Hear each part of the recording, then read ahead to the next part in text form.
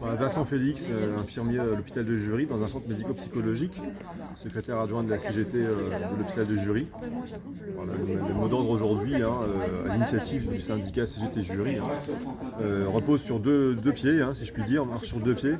Premièrement, le pass sanitaire. On revendique, on combat ce pass sanitaire qui, dans la santé, va forcément induire une discrimination à l'accès aux soins. Mettre en place le pass sanitaire dans les hôpitaux, dans les centres de consultation, ça revient à autoriser l'interdiction d'accès aux soins, ce qui est absolument inédit et inenvisageable et contre toute déontologie de soins. L'autre chose, c'est l'obligation vaccinale faite aux agents hospitaliers, pas que les soignants, les agents hospitaliers, et accessoirement tous les travailleurs qui graviteraient autour du soin. On estime que c'est pas les agents hospitaliers se sont toujours battus pour faire fonctionner les hôpitaux, faire fonctionner l'économie en général pour les travailleurs. C'est pas eux qui sont un problème dans ce système-là. Le problème, c'est la vétusté, c'est le manque de personnel, c'est l'entassement de patients dans nos hôpitaux. Nous, on a toujours respecté les gestes barrières scrupuleusement, on a toujours agi dans l'intérêt de nos patients. Restreindre le problème à dire que c'est les agents hospitaliers qui sont un problème, c'est absolument inique et c'est complètement cynique quand on voit dans quelles conditions on soigne. Au CHU de Nancy et je crois un autre, ils vont embaucher carrément des centaines d'agents là, pour contrôler les passes sanitaires. Le CHU de Nancy, si je ne me trompe pas, ils ont publié 80 offres d'emploi de sécurité privée. Donc après, ça aussi, c'est un côté très cynique. On ne va pas demander aux médecins ou aux infirmières de faire le tri des patients. Ce sera fait par des travailleurs précaires à l'entrée qui ne seront là que pour ça, qui seront contraints de faire ce travail-là pour avoir un salaire tout simplement. On va dissocier celui qui trie de celui qui soigne, pour pas que celui qui soigne soit lui-même dans l'application de la discrimination. Et ça, c'est extrêmement cynique. Et c'est aussi une raison fondamentale pour laquelle on va se battre. La question du pass sanitaire, c'est pas est-ce qu'il y aura des dérives, c'est quelles seront les dérives et jusqu'où iront ces dérives. Et forcément, on est déjà dedans quand on parle de l'hôpital. C'est consubstantiel au pass sanitaire. Et j'ai vu aussi le 19, l'UD CGT de Moselle, elle appelle à une manifestation, jeudi 19. Vous y appelez aussi ici à Jury ou... On va discuter à Jury de ce qu'on va faire. Évidemment, nous, on garde notre boussole, on se bat contre ce pass sanitaire et toutes ces dérives derrière. Là, on parle de la santé parce que, comme je viens de le dire, c'est consubstantiel. Mais là, c'est l'hôpital de Jury, la CGT de Jury qui appelle à se mobiliser. Le 19, c'est loin. Ça fait déjà quelques temps que je pense que par rapport à l'actualité prise, par rapport aux positions politiques, positions sociales qui sont prises par ce gouvernement, ça fait un bout de temps. Je pense que la CGT doit avoir une expression assez claire. Nous, à Jury, on s'emploie à avoir une expression claire.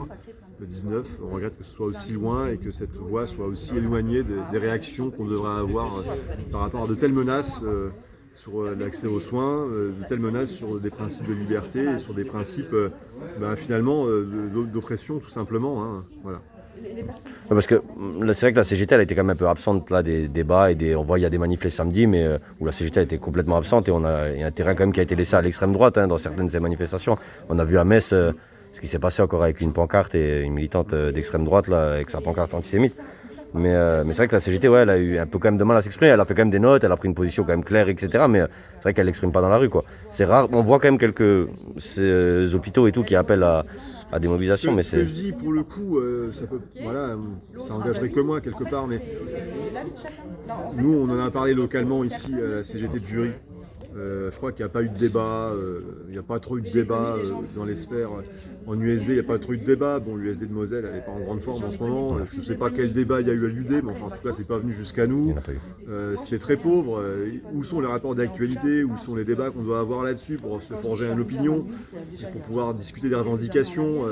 Chacun s'est débrouillé dans son coin. Et puis j'ai l'impression qu'au niveau national, c'est pareil. À chaque fois qu'on a interrogé la CGT, c'était des représentants ou des représentantes locales. C'était pas au niveau fédéral ou confédéral, et ça c'est un vrai problème parce que quand on est à des telles atteintes pour des principes républicains et démocratiques, ça me pose vraiment question. Voilà. C'est même pendant toute la période du Covid, non? Je sais pas, moi personnellement qui travaille dans, comment qu'on appelle ça, dans l'agroalimentaire, moi j'ai trouvé en tout cas la CGT niveau fédéral même absente, vraiment. C'est nous-mêmes on s'est démerdé dans l'usine à... La CGT elle est faite déjà par ses adhérents et par sa base, enfin voilà, c'est comme ça qu'on se définit. Moi je me définis comme un syndicaliste de terrain. À partir de là, voilà. Les écarts qu'il peut y avoir parfois entre la base et la tête de la CGT, c'est des débats qu'on a aussi nous localement, c'est des débats qu'on a en commission, c'est des débats qu'on a dans le bureau syndical évidemment. Et j'ai vu que vous réclamez aussi la levée des brevets.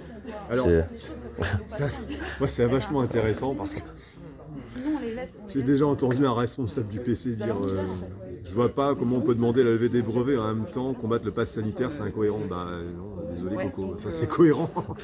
Lever les brevets, c'est l'accès aux soins à travers l'accès aux médicaments et le pass sanitaire. Eh ben, nous, les professionnels de terrain de la santé, on voit que c'est une restriction d'accès aux soins pour notre population en psychiatrie, mais c'est pas la seule. Évidemment, ça va comprendre des patients qui vont se faire refouler de consultations parce qu'on va estimer que c'est pas du soin urgent. Je sais pas ce que ça veut dire le soin urgent, non urgent. On est toujours en train de se soigner et de prévenir nos maladies. Et voilà, donc combattre le pass sanitaire, pour moi, c'est préserver l'accès aux soins. Et c'est comme la levée des brevets, c'est pour préserver l'accès aux soins. Donc il n'y a rien de contradictoire. Et là, c'est un point assez essentiel sur lequel je pense qu'il faut être au clair. Préserver l'accès aux soins, je pense que combattre le pass sanitaire, c'est préserver l'accès aux soins. En tout cas, pour nous, c'est une grosse inquiétude. Par rapport aux propos de Véran qu'il a pu tenir, vous en avez pensé quoi, vous, ici toi, personnellement? Les propos de Véran qui parlent du loisir de faire grève et qu'en profitons du loisir de faire grève, à un moment on l'aura plus, c'est des propos strictement inacceptables et c'est des propos relents-fascisants puisque c'est une remise en cause du droit de grève. Et puis il n'y a aucun loisir à faire grève, comme il n'y a aucun loisir à être pauvre, comme il n'y a aucun loisir à être exploité, comme il n'y a aucun loisir à travailler. Enfin, voilà, donc le loisir de faire grève, c'est un propos bourgeois absolument insupportable. Et c'est un petit mot absolument pas anodin et qui doit absolument nous faire réagir.